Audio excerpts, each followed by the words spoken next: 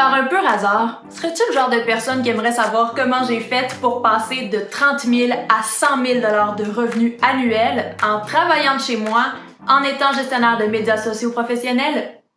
Si c'est le cas, bouge pas. Je m'apprête à te donner quelques trucs.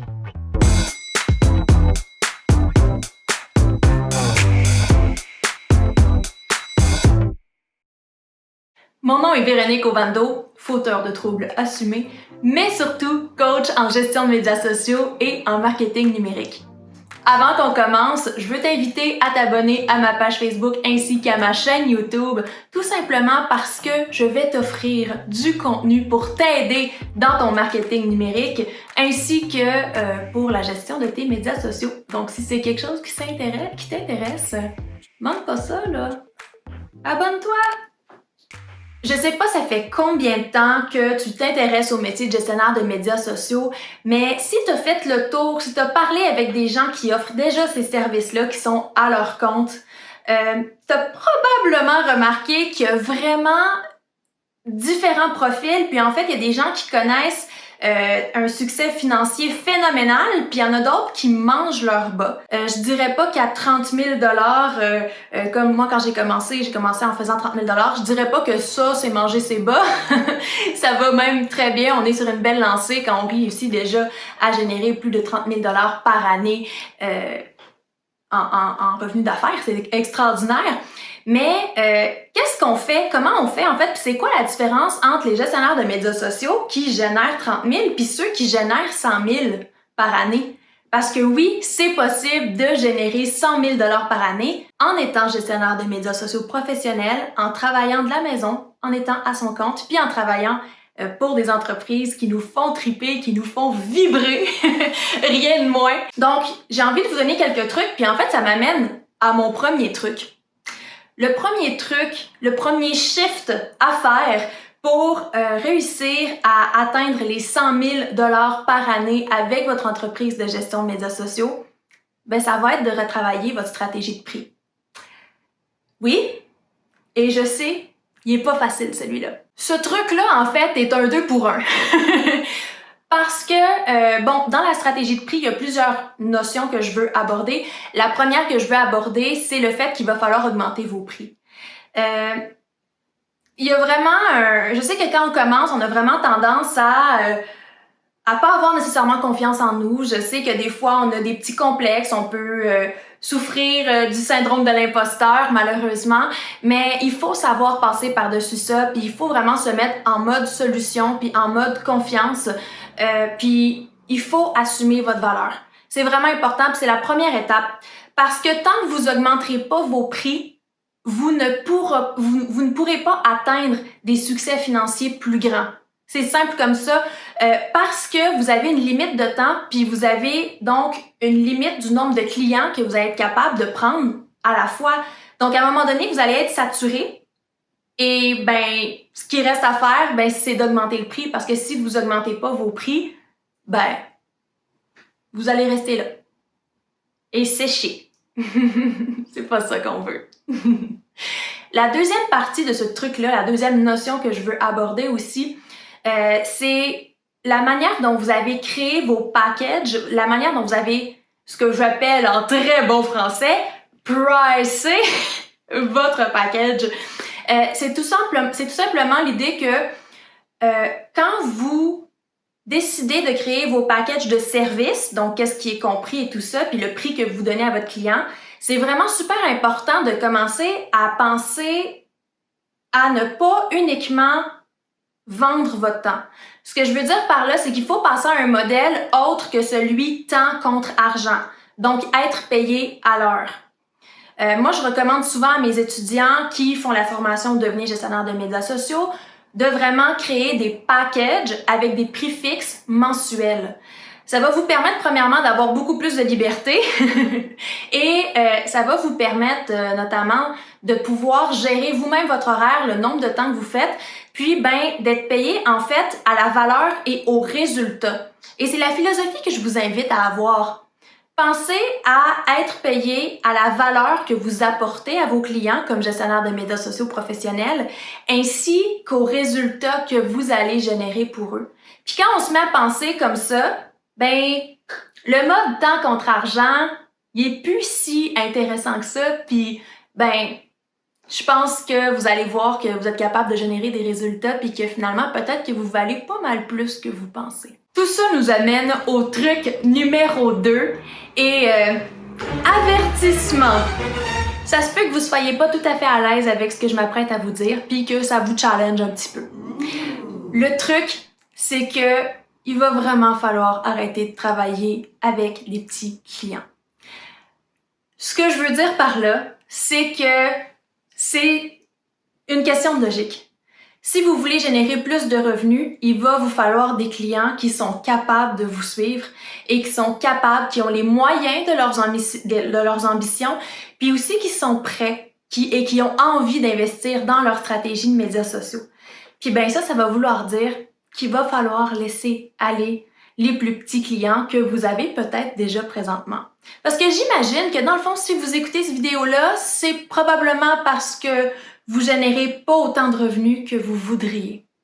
Ce truc-là, vous allez voir, va faire une énorme différence. Là, si vous commencez, je sais que c'est challengeant de se faire dire « Hey, gros, pars à la recherche de gros clients, tu vas voir, ça va être vraiment plus facile. » Premièrement, on se demande s'ils existent.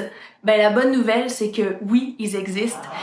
Des clients qui sont prêts à investir des 1000, 2000, 6000 dollars dans leur stratégie de médias sociaux, il y en a beaucoup plus que vous pensez. Et c'est des humains comme vous et moi, et ils ont besoin de vous. Ils vous attendent, ils ont besoin de vos services.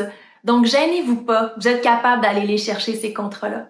Aussi, une autre notion que je veux vous apporter, en fait, porter à votre regard, devrais-je dire, c'est que quand on travaille avec plusieurs petits clients, on devient rapidement saturé parce que, souvenons-nous, on est des humains. Ben oui, on est des humains, on a 24 heures dans une journée. Et donc, à un moment donné, il y a un nombre d'heures que vous allez être capable de faire. Donc, un peu à la manière du truc numéro 1, si vous prenez plusieurs clients, vous allez voir qu'il y a des tâches qui vont être répétées. Je vous donne un exemple. Tout ce qui est les tâches de gestion. Quand on a un client en gestion de médias sociaux, ben on va devoir faire de la facturation, on va devoir faire des suivis avec lui par courriel, on va devoir échanger par rapport aux stratégies marketing qu'on va adopter pour leur compte de médias sociaux. Donc tout ça, c'est des tâches qui se répètent le nombre de fois de clients que vous avez finalement. Donc, c'est sûr que vous allez sauver beaucoup de temps aussi là, si vous travaillez avec un moins grand nombre de clients, mais qui investissent une plus grande somme d'argent dans leur gestion de médias sociaux.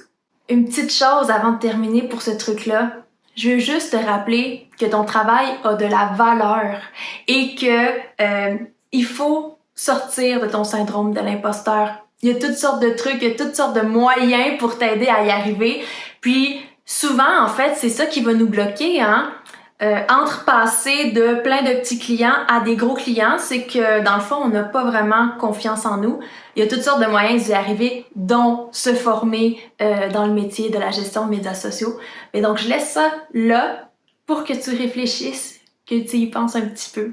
As-tu le syndrome de l'imposteur? Et est-ce que c'est ça qui t'empêche d'aller chercher des plus gros clients? La réflexion est amorcée. Il est l'heure du truc numéro 3.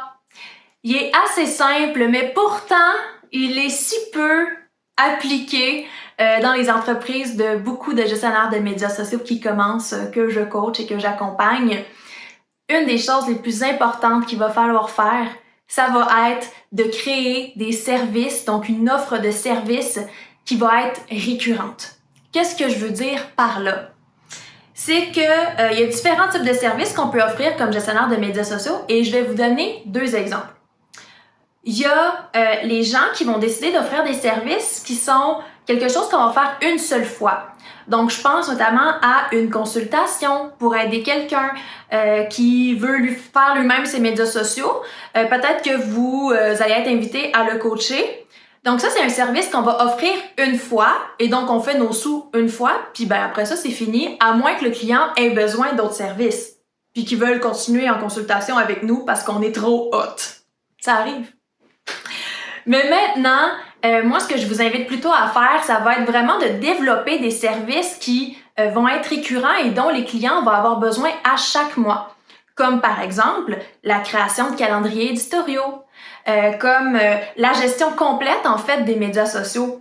Ça, c'est quelque chose, si vous faites des forfaits mensuels, ben c'est des services dont les clients vont avoir toujours besoin. Et donc, ce qui est intéressant, c'est que vous signez le contrat avec le client, puis qu'après ça, ben vous savez que vous avez ces revenus-là mensuels qui reviennent à la fin de chaque mois. Vous allez avoir ces revenus-là. Donc, une des notions que moi je trouve absolument extraordinaire, en fait, c'est plutôt un résultat de faire ce genre de choix-là stratégiquement dans votre création d'offres de services. Mais ça va être que vous n'aurez pas à courir après votre queue et ou comme une poule pas de tête, c'est comme vous décidez, ça dépend de votre style.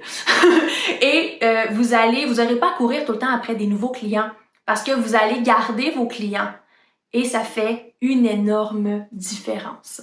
Le truc numéro 4, c'est celui qui est le moins sexy. Mais il est vraiment important. En fait, ça va être important de vous assurer d'avoir des structures et des processus dans votre entreprise qui vont vous permettre d'être efficace, productif et qui vont éviter qu'il y ait de la perte de temps dans tous vos processus de production pour vos clients. De quoi je parle quand je parle de processus? Ben, ça va être par exemple d'avoir un processus, un cycle de production et donc d'avoir un moment déterminé dans le mois où est-ce que vous faites la récolte d'informations auprès de tous vos clients, hein, de quoi ils veulent parler, par exemple. On fait cette récolte d'informations-là à une date précise dans le mois pour l'ensemble de nos clients. Après ça, ben, on peut décider de livrer une première ébauche de notre calendrier éditorial mensuel, tout en même temps pour tous nos clients. Et donc, vous voyez, ça crée un processus, un système qui va faire que le temps va être optimisé, en fait, que l'utilisation de votre temps va être optimisée. Sinon, quand je parle de structure, ben, ça va être aussi d'avoir une structure qui vous permet d'offrir des services de qualité. Parce que là, je vous ai dit de charger plus cher, super important, d'aller chercher des plus gros clients, mais c'est sûr que pour faire ça, il faut que la qualité suive. Et donc, vous avez peut-être remarqué que nous, les humains, on n'est pas bons dans tout. On a vraiment des spécialités, il y a des tâches qu'on va aimer, dans lesquelles on va exceller et d'autres, ça va être complètement le contraire. Donc, par exemple, avoir une structure de fournisseurs, puis je vais vous donner un exemple avec ma propre entreprise de gestion de médias sociaux. Moi, j'ai des fournisseurs, j'ai des réviseurs, j'ai des graphistes, j'ai des photographes avec qui je travaille. Donc, ça me permet de travailler avec ces experts-là, mais ça me permet d'offrir une bien meilleure qualité de service à mes clients et ça me libère du temps.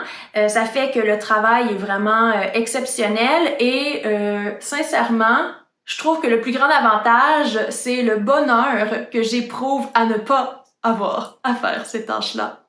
Ben oui, il y a des choses qu'on n'aime pas faire, puis c'est correct.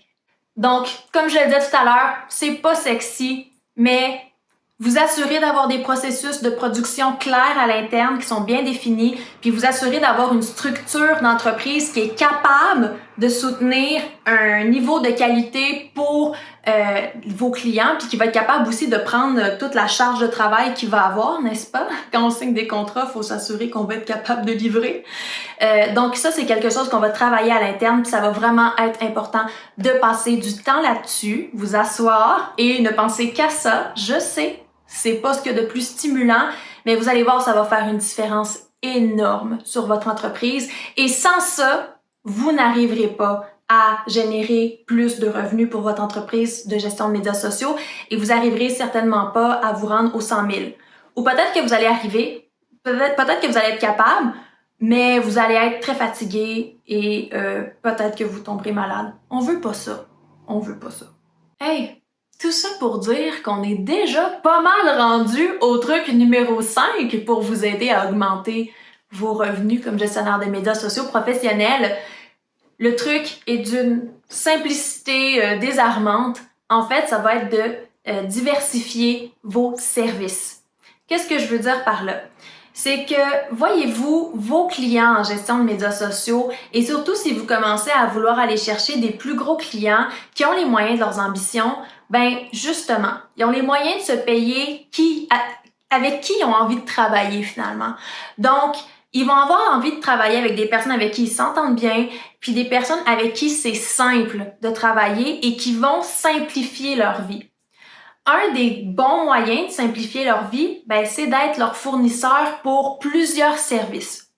Évidemment, je vous encourage pas à diversifier vos services puis commencer à offrir des services qui ont absolument pas rapport avec votre champ d'expertise, encore moins des choses qui ont pas rapport avec vos envies puis avec vos aspirations. Ça, c'est vraiment essentiel. Mais maintenant, il y a peut-être d'autres services que vous pouvez offrir facilement à ces clients-là. Je pense notamment à la rédaction. En général, quand on fait de la gestion de médias sociaux, c'est parce qu'on est quand même à l'aise avec la rédaction web. Donc, peut-être offrir des services pour faire des articles de blog pour eux. Ça peut être une solution. Après ça, peut-être offrir le service de création d'infolettres. C'est pas trop compliqué au niveau technique et ça va vous permettre de générer plus de revenus tout en facilitant la gestion pour votre client parce que lui, au lieu d'avoir plein de fournisseurs à gérer, ben il y en a juste un, puis c'est vous. Puis vous allez voir que ça, c'est un excellent moyen de conserver vos clients, de les garder longtemps. Ben c'est vraiment de leur faciliter la vie puis de rendre ça là, le plus facile, le plus simple et le plus agréable. Travailler avec vous, il faut que ce soit facile pour eux. Puis plus vous leur rendez service, plus vous vous rendez indispensable et plus, ben, ils vont avoir de la misère à vous lâcher. Avant de terminer avec ce truc-là, il y a une petite notion de vente que j'ai envie de partager avec vous. Peut-être que si vous avez déjà travaillé comme vendeur dans une boutique ou dans n'importe quel commerce, peut-être que c'est un concept auquel vous êtes déjà, que vous connaissez déjà. Mais en fait, il y a une notion qui s'appelle l'unité par transaction. Donc en fait, ça va être le nombre d'unités par transaction, donc par achat. L'idée, c'est que quand vous êtes un conseiller ou quand vous êtes un vendeur, mais votre but, c'est qu'il y ait le plus d'unités dans la transaction que vous faites faire à votre client. Donc, moi, je me souviens quand je travaillais dans les boutiques de vêtements, je vendais un chandail, mais c'est sûr que j'allais proposer le collier qui allait avec, les boucles d'oreilles qui allaient avec, et c'est pas juste une question de vendre plus, c'est une question aussi de proposer quelque chose qui ressemble au client. Nécessairement, c'est super important, qui va lui convenir, mais aussi, tu sais, qui va lui permettre d'avoir la totale, parce que souvent, les clients, ils se rendent pas compte de ce dont ils pourraient avoir l'air. En fait, les clientes, quand je travaillais en boutique, se rendaient pas compte de ce dont elles pouvaient avoir l'air si, finalement, je leur proposais le total kit. C'était pas quétaine, je vous assure, c'était vraiment hot. Et ben, ça créait plus d'unités par transaction pour moi. Et c'est un peu le même principe en marketing. Donc, quand vous offrez vos services en gestion de médias sociaux, pensez à vos unités par transaction. Puis, ben, diversifier vos services, ça va vous permettre d'avoir plus d'unités par transaction. Et croyez-moi, peut-être que pour vous, là, vous vous dites « Ah, j'ai l'impression, tu sais, de juste faire mon vendeur quand je propose mes services en plus, tu sais, déjà qu'il me paie, mettons, 2000 $ pour la gestion de médias sociaux mensuellement. Tu sais, je me sens un peu mal de leur proposer mes services d'infolettres. » Non, non, non, non, non. Sens-toi pas mal. Tu lui rends service. Tu lui rends service en proposant tes services complémentaires. Donc, je trouvais important d'aborder cette petite notion-là. Puis, je t'invite à ajouter ça dans ton processus. Quand tu vends tes services, pense au concept d'unité par transaction, puis tu vas voir, tout d'un coup, tu vas te mettre à générer plus de revenus plus facilement. C'est vraiment un concept puis un mindset, en fait, qui aide à atteindre nos objectifs financiers comme entrepreneurs. Donc, si on fait un petit résumé des 5 trucs qui vont certainement vous permettre, vous aussi, de passer de 30 000 $ de revenus à 100 000 $ de revenus annuels en étant gestionnaire des médias sociaux à votre compte et en travaillant de la maison. Le truc numéro 1, c'est d'augmenter vos prix. Le truc numéro 2, ça va être de partir à la chasse de plus gros clients qui ont les moyens de leurs ambitions. Le truc numéro 3, ça va être de vous assurer d'avoir une structure et des processus qui vont vous permettre de supporter votre entreprise, parce qu'une entreprise de 100 000 $, ça demande une structure et de l'organisation, n'est-ce pas? Le point numéro 4, ça va être d'avoir des services qui vont être récurrents, donc vous n'aurez pas à courir tout le temps après des nouveaux clients, vous allez sauver beaucoup d'énergie à cet endroit-là. Et le dernier point, et non le moindre, ça va être de diversifier vos services. Donc ça va vraiment vous permettre d'avoir plus d'unités par transaction dans vos transactions en fait avec vos clients. Maintenant, c'est à ton tour de partager. J'ai envie de savoir s'il y a des trucs que j'ai donnés qui t'ont illuminé, en fait, des trucs que tu t'es dit « Wow, faut vraiment que j'applique ça dans ma business » ou peut-être qu'il y en a qui t'ont surpris. Peut-être même que tu es déjà rendu à appliquer certains trucs dont j'ai parlé, puis si c'est le cas, écris-moi en commentaire, ça va me faire plaisir de te féliciter et d'échanger à propos des notions dont on a parlé aujourd'hui. Pour terminer, je t'invite à partager cette vidéo à quiconque dans ton entourage que tu penses que ça peut aider, que ça peut éclairer. Et je t'invite aussi à t'abonner à ma page Facebook ainsi qu'à ma chaîne YouTube parce que tu sais quoi? Je vais te partager plein de contenu pour t'aider dans ton marketing numérique ainsi que dans la gestion de médias sociaux. Sur ce, on se dit à la prochaine fois! Ciao! La prochaine cohorte de la formation Devenez gestionnaire de médias sociaux commence très bientôt. Ça t'intéresse? Rendez-vous au www.voacademy.com/devenez GMS. À bientôt!